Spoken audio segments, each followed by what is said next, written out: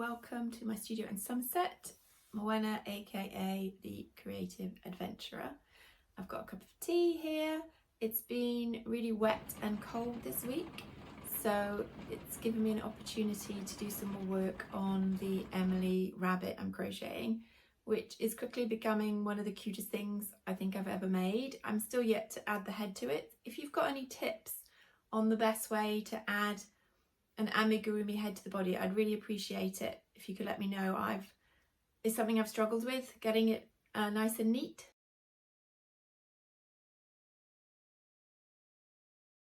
And there was a video on Emma Varnam's website which shows you how to create more character, which involves putting a stitch across the face to kind of crunch it in a bit to give it more character.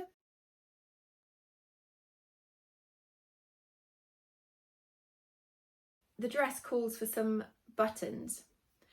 That prompted me to get out my button tin, good old Quality Street button tin, and I found two buttons.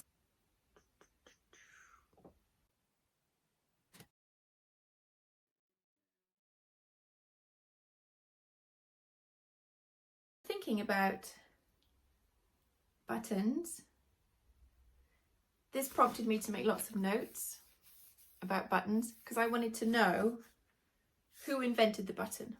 I discovered that buttons have actually been around a lot longer than I'd thought. According to my research, the first current recognised item that's known as a button was discovered in the Indus Valley Civilisation. So I'm just checking my notes here, which is now modern day Pakistan. So there's a map here of where it was. I'd not come across this civilization before, so I was really surprised that I'd never heard of it. But a button was discovered around 2000 BCE in this Indus Valley. But buttons then weren't like the buttons we know now.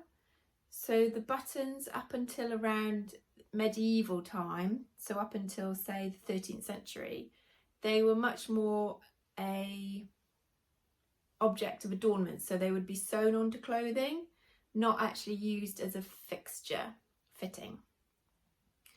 So I discovered that the buttons first became known as they are known today, medieval Europe. Especially Germany seems to be the place that they first noticed them using a buttonhole and a button. They do think, I mean as in the people who've been researching textiles, that ancient Persia and the Persians were using buttons in this way earlier than that.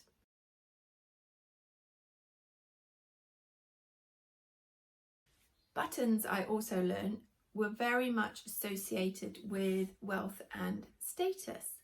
And when I started to look into buttons and a bit about their history, it reminded me of the time I visited Montacute House in Somerset, and one of the stewards there was talking about the different portraits, and he pointed out one of the portraits and how the buttons, all the buttons on the jacket, were used as a representation of wealth, and how the more buttons you had, the more wealthy you were, which I wasn't really aware of, so I found that really interesting.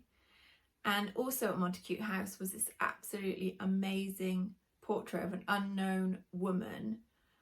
I'm going to show you it. It was just mesmerising. It kind of reminded me a bit of the portrait from Ghostbusters, you know, the one that comes alive.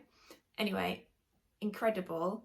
And one of the other things that they used to do at this time was they would paint blue veins onto the skin because it was fashionable at the time as a way of showing, again, your wealth, because they thought that the royal family had blue blood.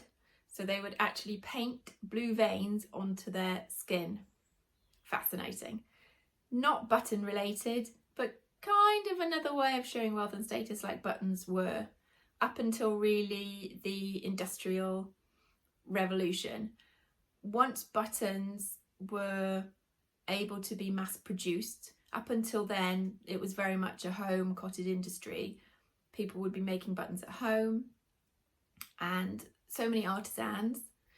And once the machinery was developed to make buttons in a more mass produced way, they become much more accessible to people, and the use of them really took off.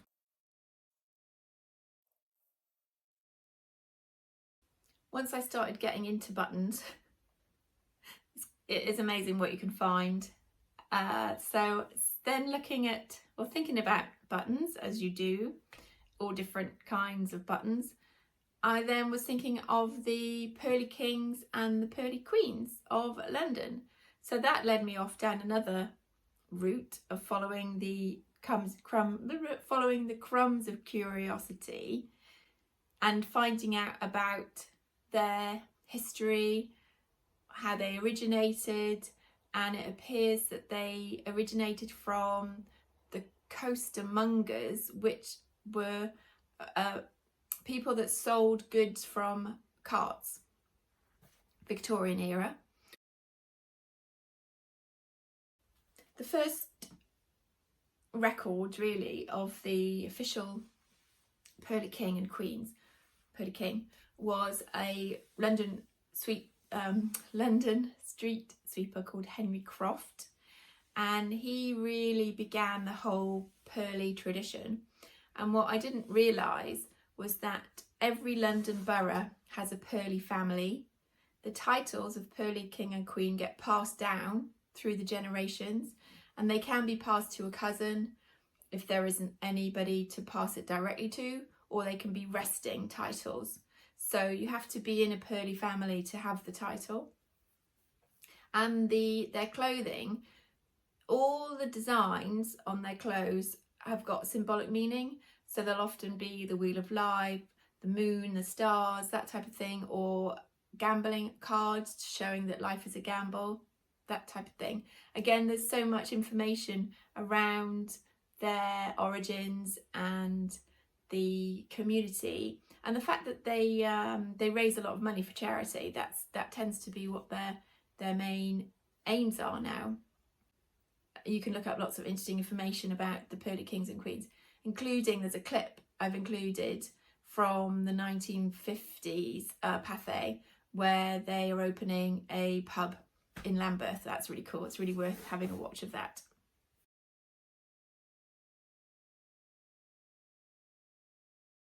Where did I go next after finding out about the Pearly Kings and Queens? Well, to the artist Anne Carrington, someone I'd not come across before starting this weave into buttonness, and I discovered that she is a London artist who was inspired by the clothing of the Pearly Kings and Queens and created a series of artwork using buttons called the Pearly Kings and Queens. I think actually it might be just called the Pearly Queens, and her attention to detail is absolutely amazing. I'd really recommend checking out her website and having a look at her work. Very inspiring.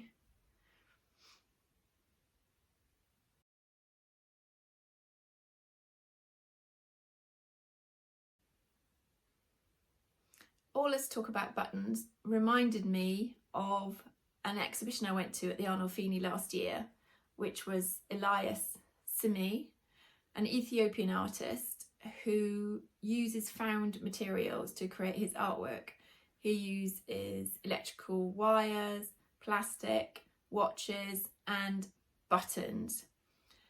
So seeing how he'd been using the buttons in his work on a really large scale, on a Hessian background, I found the contrast really of, I suppose, the history of the button and its usage over time, its meaning, its symbolism, all really rather fascinating.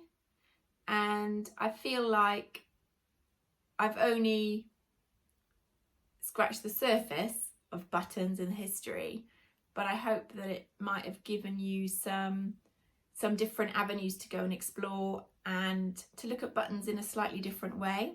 We use them every day. They're so part of our lives that often we don't really pay much attention to them. and it's definitely made me appreciate them a little bit more. So back to finishing now Emily's dress, and thanks for joining me, and I'll see you again soon.